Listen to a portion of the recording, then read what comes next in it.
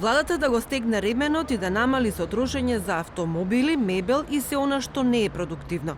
Академик Таки Фити покрај намалување на расходите на владата и препорачува за стабилизирање на финансиите, благо да зголеми некои даноци. Раст на ДДВ не треба да има, зашто тоа ќе ги погоди најсиромашните, но за повеќе пари во буџетот потребна е блага прогресија на персоналецот, на данокот на имот, а треба да се размисли и за еколошки данок кој веќе го има во развиените земји. Вие можете финансиска консолидација да направите со кратење на владината потрошувачка, особено на она непродуктивна владина потрошувачка, како што се да речеме згради, мебел, не знам, автомобили, репрезентација и така натаму, или со евентуално зголемување на даноците.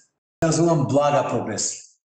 Не смее даночното обтоварување во Македонија, не знам колку многу да се зголеми, мора да се води сметка меѓу другото и за даночните стапки, нивната висина во окружувањето, односно во соседните земји.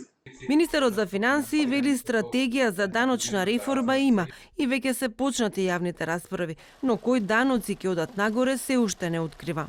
Веќе имаме усвоена стратегија на влада за реформи во даночниот систем, кои се започнати јавни расправи и во однос со приоритети на зголемување на правичноста, на ефикасноста на даночниот систем, во прибирањето на приходите, во фер третманот, како и зголемување на транспарентноста и квалитетот и, меѓу друго, и приоритет на зелени даноци, тоа што го спомна академикот, посебна стратегија за намалување на сива економија и евазијата и стратегија и за односно реформи во натамошна фискална децентрализација. За сите овие има посебни јавни расправи и во наредниот период. Академик Фити вели дека инфлацијата не треба да не плаши.